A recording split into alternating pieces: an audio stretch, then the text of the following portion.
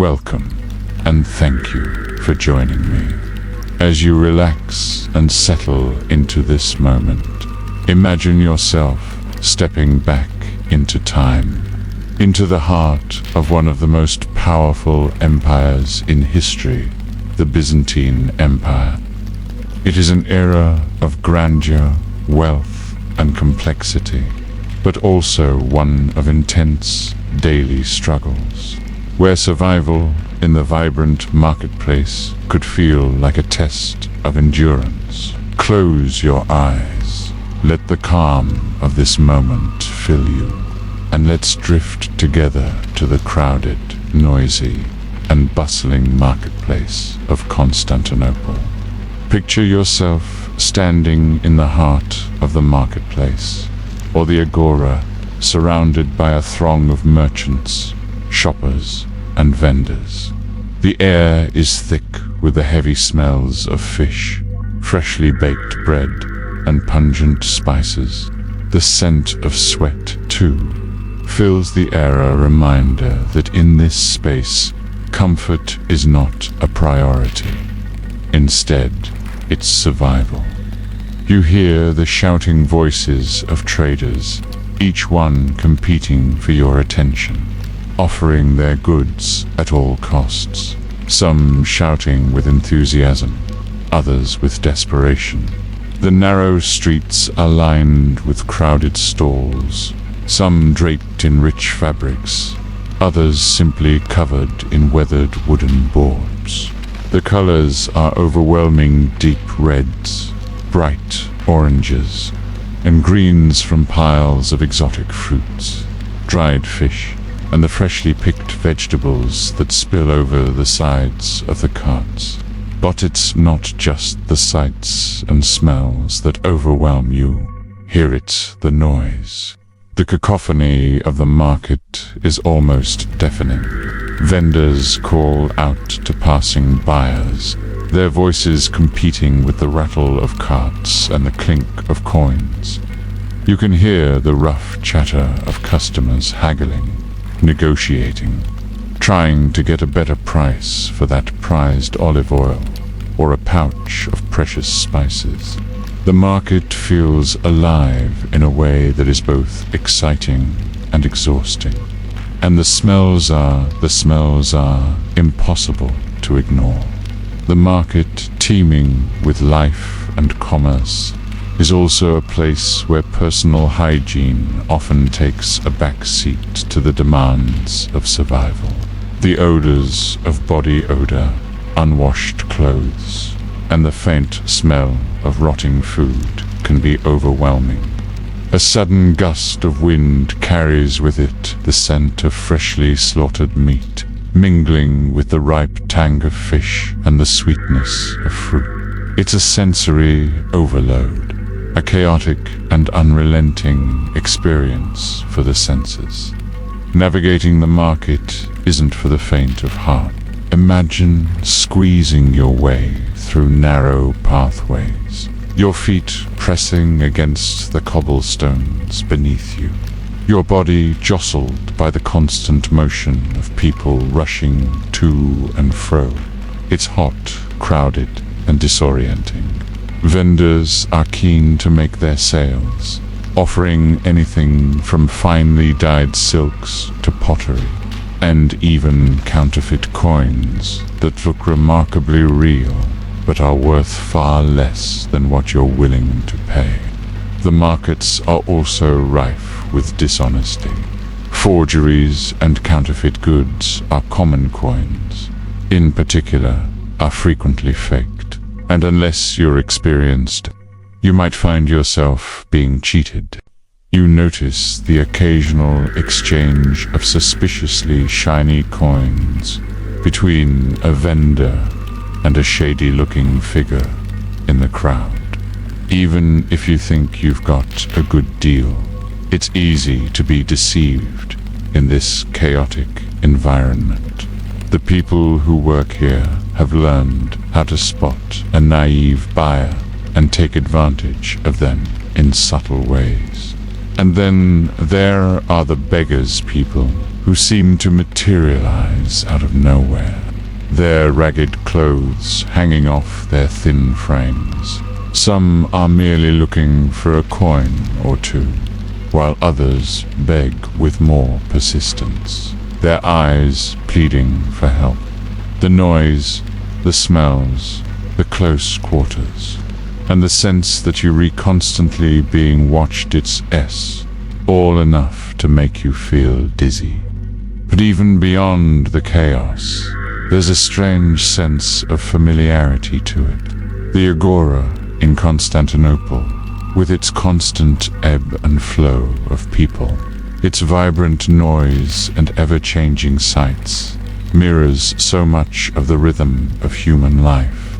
It's a place of both opportunity and tension, a meeting point of diverse peoples, religions, and trades.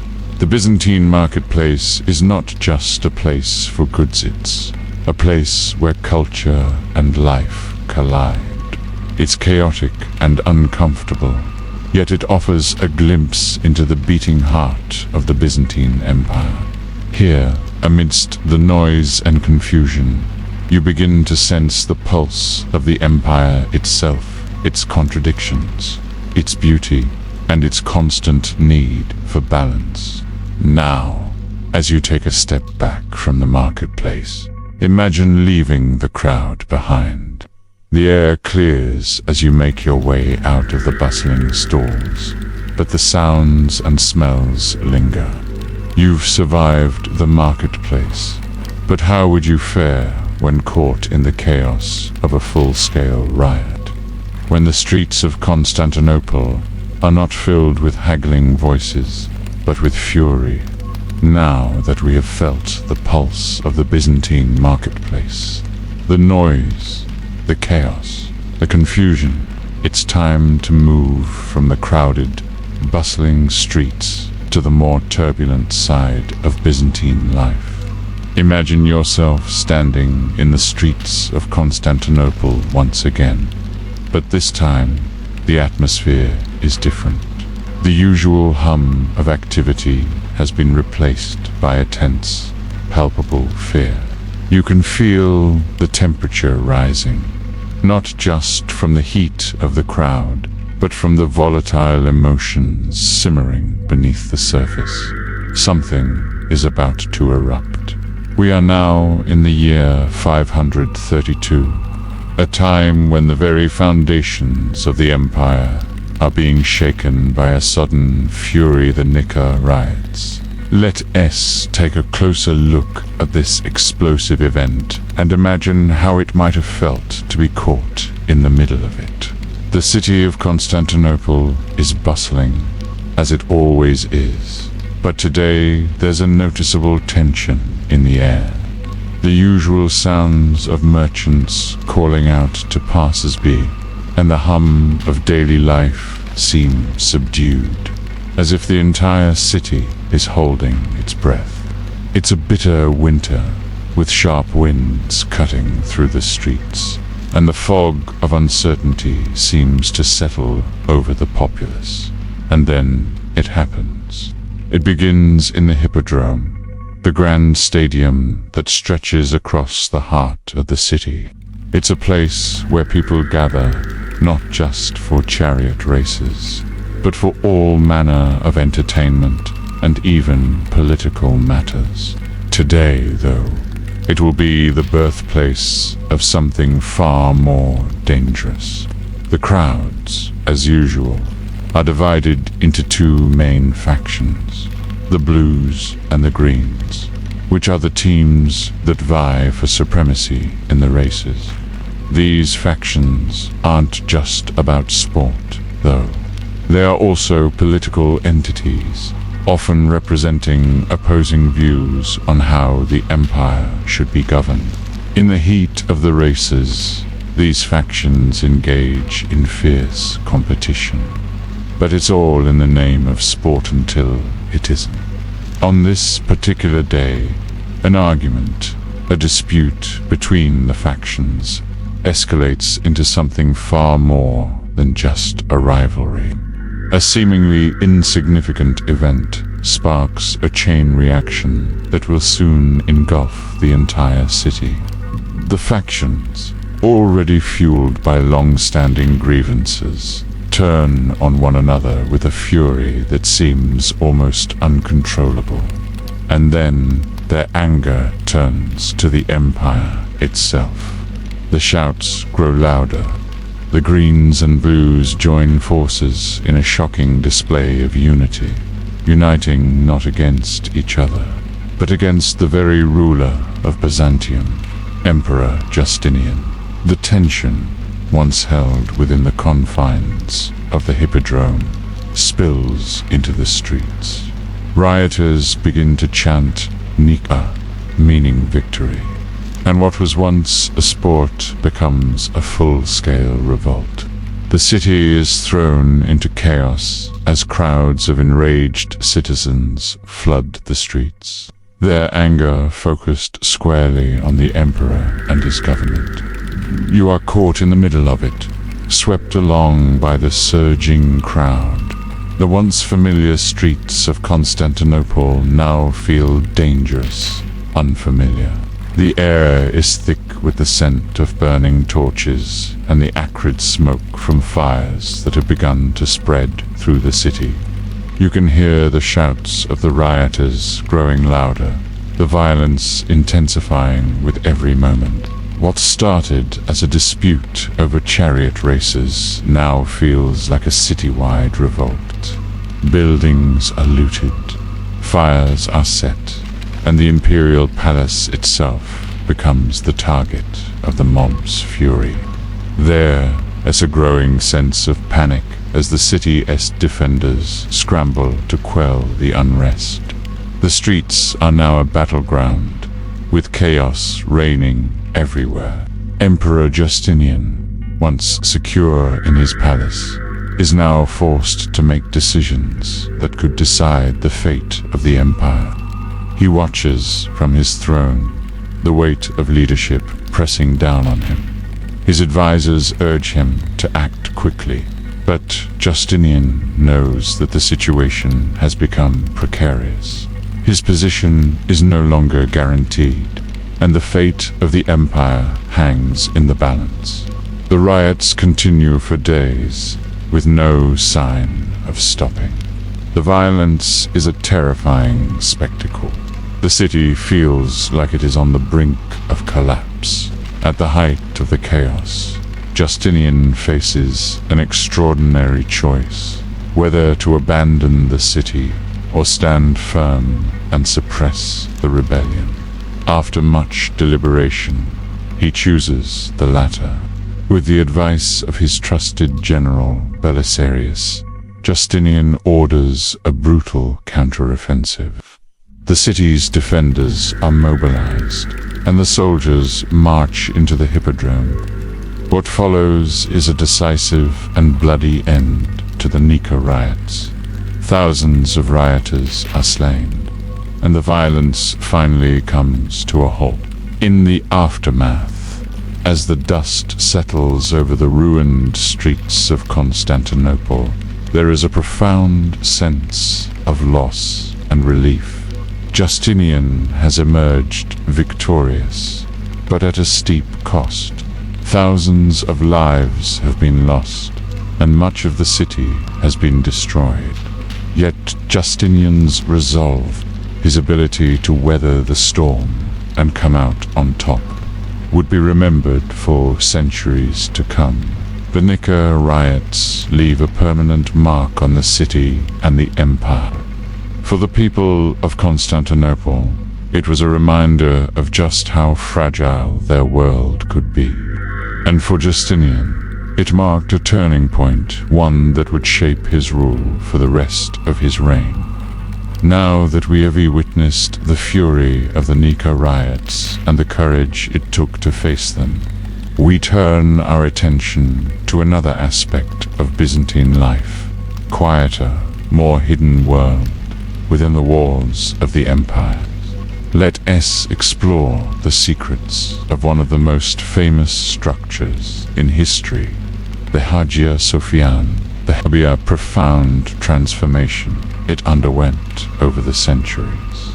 Now that we have witnessed the sudden fury of the Nika riots and the unsettling power of the crowd, let us step into a space that stands as a testament to both the enduring power and cultural transformation of the Byzantine Empire. As we move away from the streets and the chaos, let us turn our gaze toward a building that has witnessed centuries of change and upheaval, the Hagia Sophia. Imagine yourself standing at the entrance of this awe-inspiring structure. The sun filters through the tall, narrow windows, casting beams of light that dance across the grand, mosaic-covered walls. The air inside feels cool, the quiet hum of the outside world replaced by a sense of sacred reverence.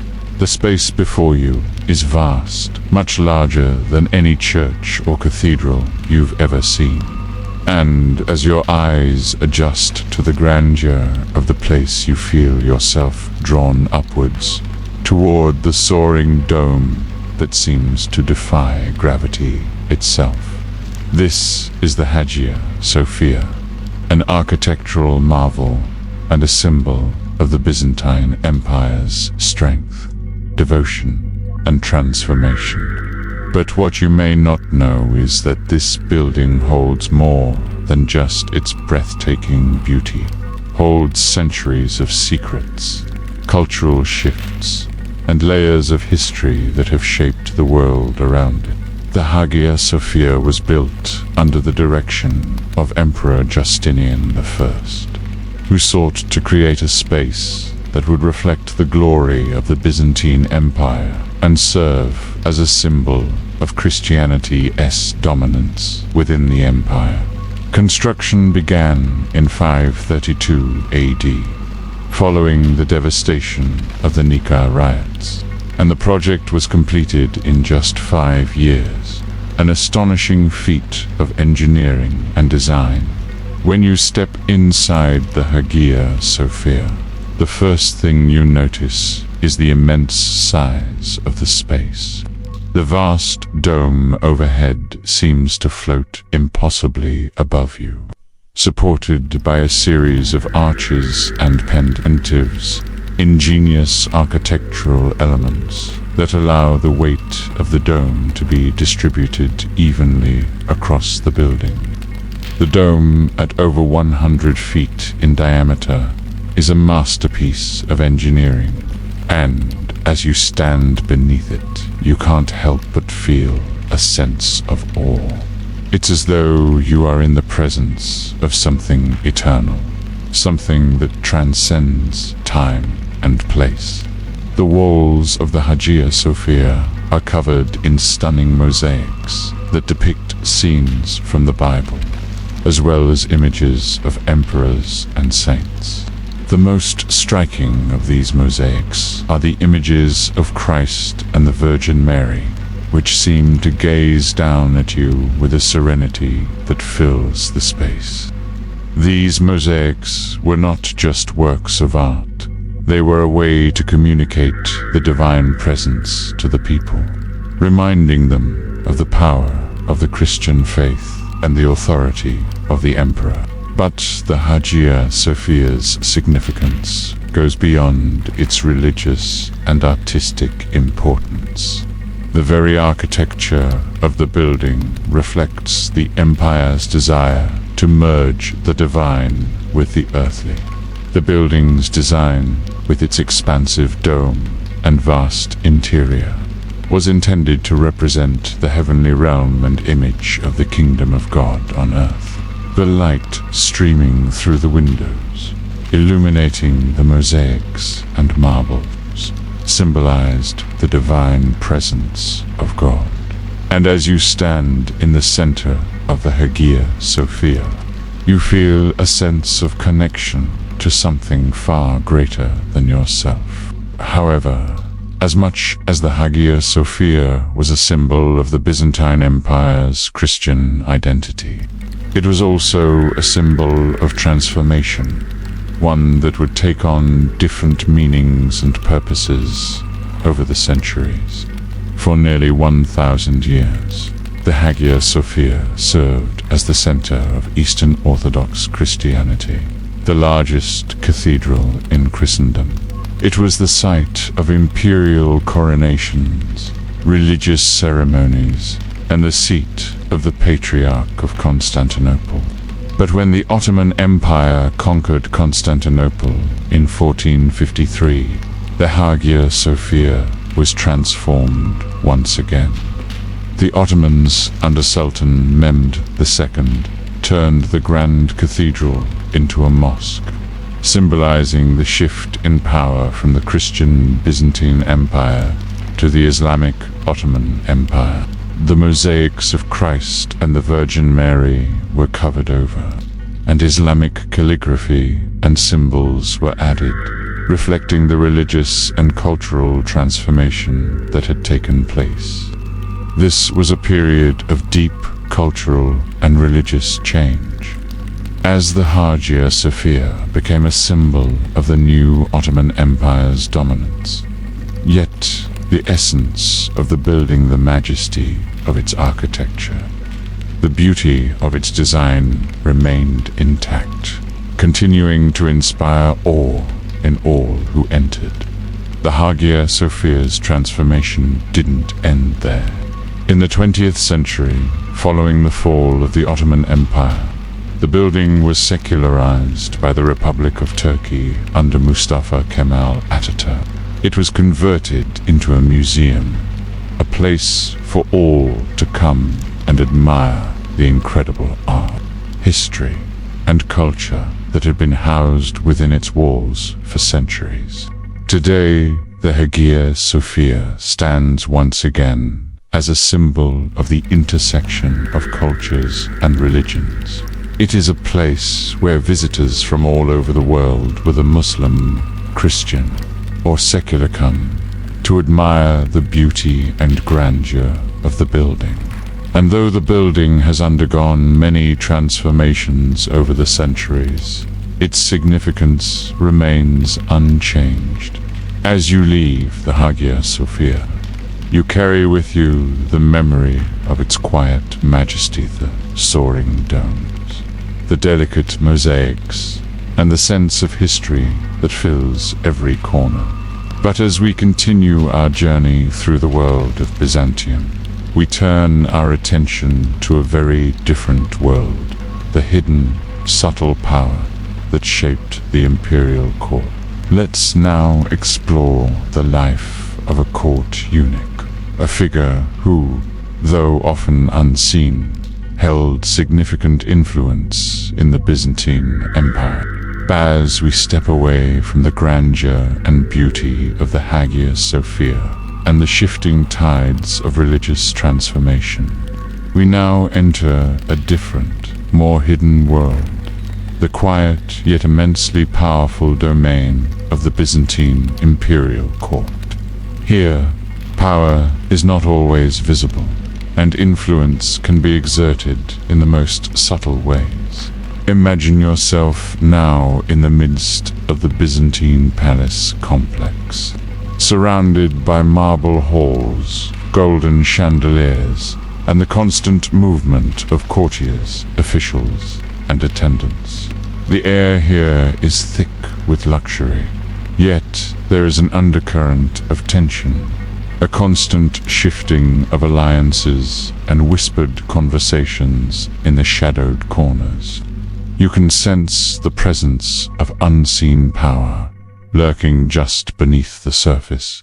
In this world, one figure stands out, often invisible to the public eye, but undeniably influential, the court eunuch.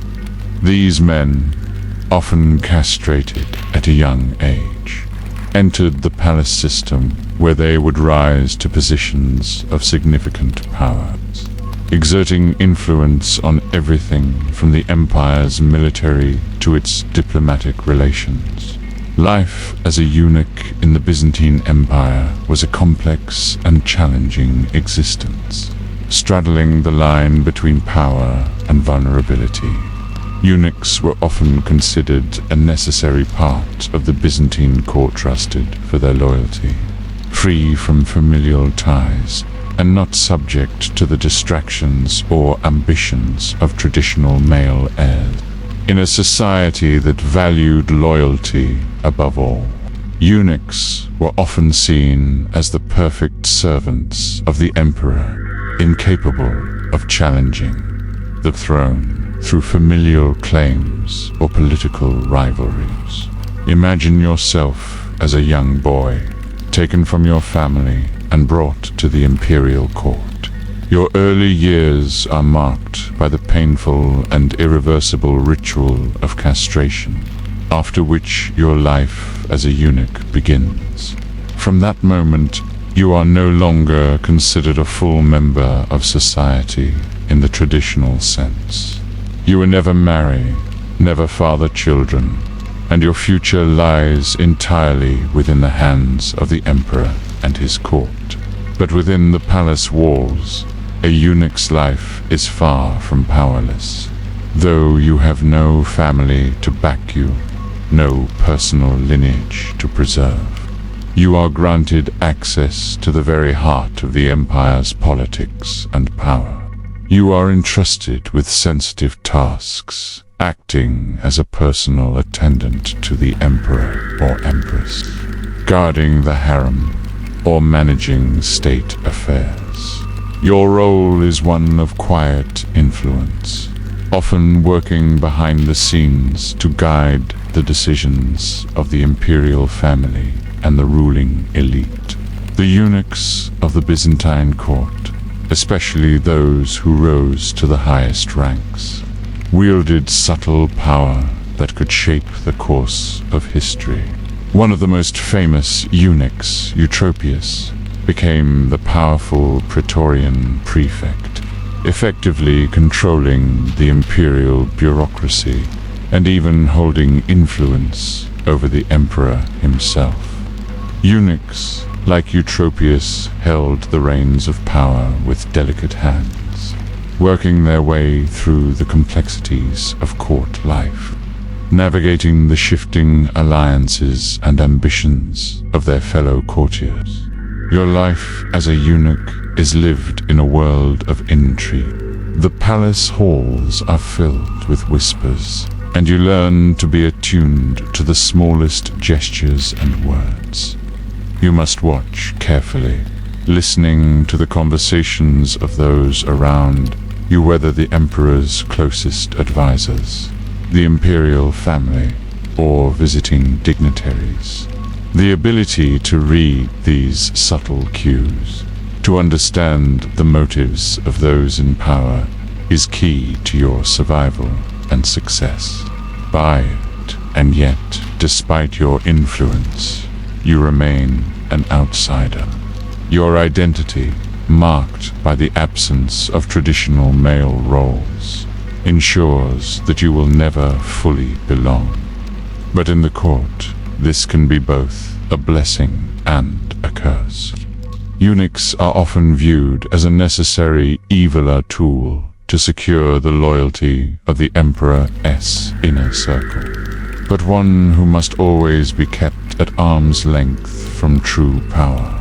As you navigate this world, you realize that your position is precarious. Power in the Byzantine court is fleeting, and loyalty can change in an instant. A slight misunderstanding, a political misstep, or a rival's ambition could quickly lead to your downfall. Eunuchs have been executed, exiled, or betrayed by those they served. In a place where loyalty is prized above all, even eunuchs can find themselves discarded when they are no longer seen as valuable. And yet, the eunuch's role is far from irrelevant. Eunuchs were often the ones who carried out the emperor's will in the most intimate of settings: the harem, the private chambers, and the shadowed halls of the imperial palace. They held power over access to the emperor, and in doing so, They controlled the flow of information and influence.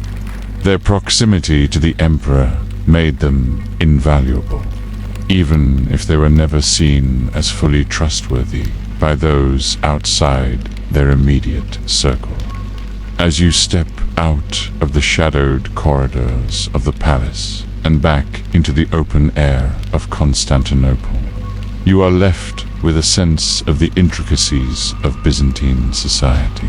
The eunuchs, though not always visible in the streets, were a key part of the empire's delicate balance of power.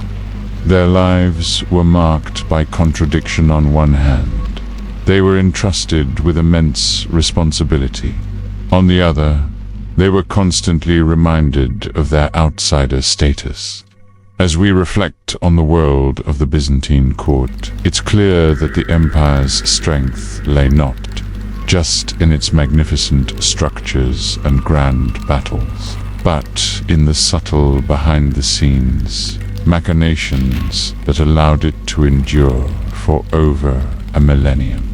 Now that our journey has taken us through the vibrant streets of Constantinople, the upheaval of the Nika riots, the awe-inspiring Hagia Sophia, and the hidden world of the court eunuchs, we can begin to understand the complexity of life in the Byzantine Empire. It was a world filled with beauty and grandeur, but also with danger, intrigue, and subtle power plays that often went unnoticed by the wider world. As you lie back and allow the thoughts of this ancient world to gently fade into the background, remember that the Byzantine Empire, though it no longer exists, left an indelible mark on history. Its legacy is woven into the very fabric of modern civilization, from art and architecture to politics and culture. Take a deep breath now, and let the peaceful rhythms of your own world return. The ancient streets of Byzantium are distant, but they still resonate within us in ways both subtle and profound. Let the weight of the past settle softly into your thoughts, and as you drift off to sleep, may the echoes of the Byzantine Empire offer you peaceful rest. Good night.